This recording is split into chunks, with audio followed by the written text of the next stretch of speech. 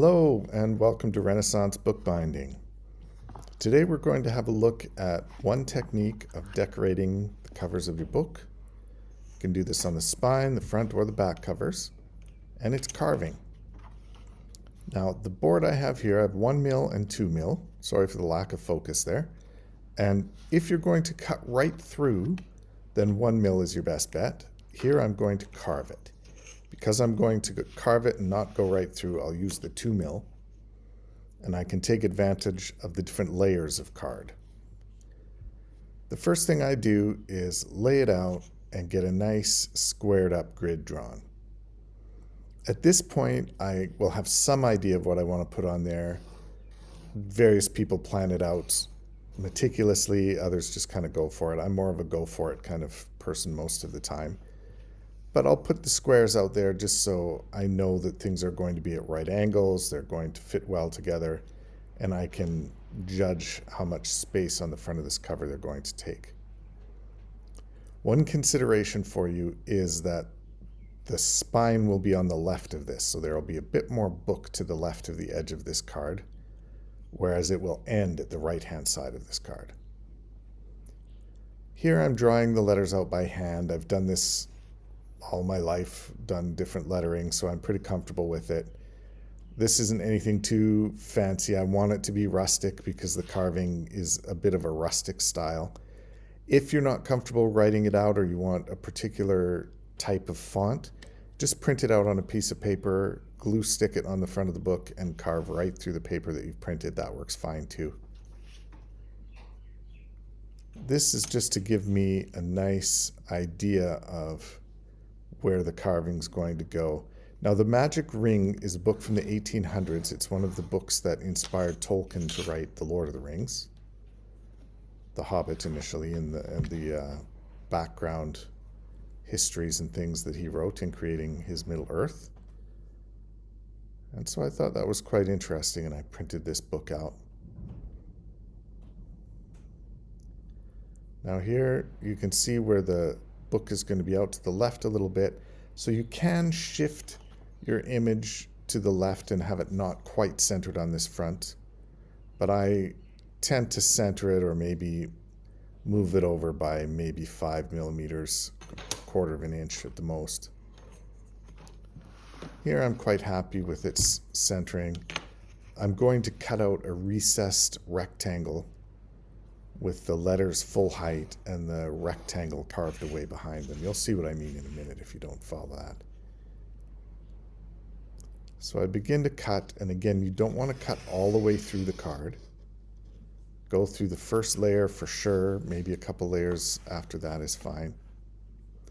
You do want a very sharp blade or it will peel and tear the edges of the paper a little bit, and you don't want that.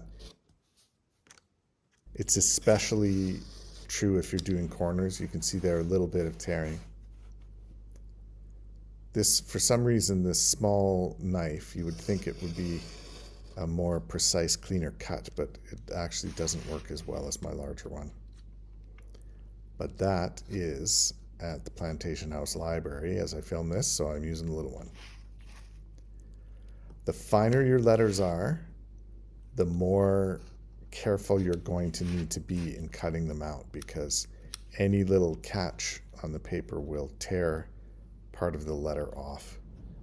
Not the end of the world. You can glue it back down or build it up with some other card, but it's a lot of hassle compared to just getting it right the first time. I'm peeling off the top few layers, and then I use the back of the blade to curl up a bit of the underlayer and go right down to a smooth layer in the middle of the card. I don't know if all greyboard has this smooth layer down a couple of layers, but all of the types that I've used, 3 or 4 different types, they all do that.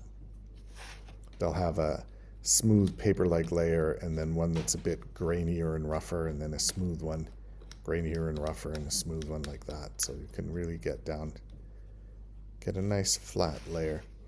I want this book to be rugged and rustic looking. I want it to look like something that would be in an old-timey wizard's place, more Radagast than Saruman, for those of you who know those of whom I speak. So we'll smooth this out. Take your time with this. It's not the type of activity that you want to rush. You notice I cut away the easiest squares and triangles and chunks of it first, and then I go in and take the little pieces out and scrape away the background. There's a little ring up in the corner and the writing and enough space around it. The word "the" here is going to be tricky because the leather will take some of the sharpness away from the letter. And those letters are small enough, the gaps between the lines are small enough that it's going to be tricky to get it to press down in there. But let's give it a shot. You'll see I have a skewer, shish kebab skewer on the left there taped in. That's just to make a nice even fold mark between the spine board and the front board. I think it looks nice. And all I do is glue the front cover on. I use lots of glue in this because I want the cover to be wet and pliable. You can see how mushy that is. It's not something that's really tacky and is going to stick right away. So just work it in there. Give yourself lots of time. Think of it more of an activity than a task. And your brain will probably be happier with it. Go over one area and then you go over an area on the other side of the letter. It will loosen up the first one, so you'll have to go back. But as it dries, it will increase in the tackiness underneath and let those letters stick in there a bit better. You can take a break for a few minutes and come back and continue. That's usually fine. If you're unsure about it, do a minute break and then come back. Work it a little more, do a minute and then come back. I'm using the bone folder there, but I also use my fingers a lot.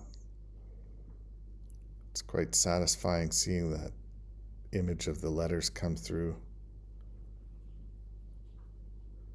Want to be careful with your fingernails. You'll see my fingernails scored it a little bit there, but that'll go away.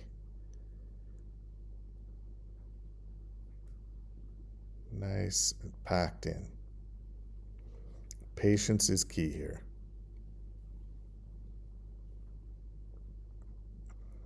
Sometimes two bone folders, one on either side of a letter, is a good way to stretch the leather and get it packed into the little gaps in the letters. Make sure that rectangle is nice. You can always hammer in patterns around the rectangle afterward, or even behind the letters, do a little bit of texturing with a leather tool. You can use dyes, whatever you want to do to make it fancier, but this is your basic three-dimensional carved front cover. I hope you try it. I hope you have good luck. Please let me know in the comments if you do or if you plan to. I'd love to hear how it goes. If you can't judge a book by the cover, it has the wrong cover. Enjoy your bookbinding.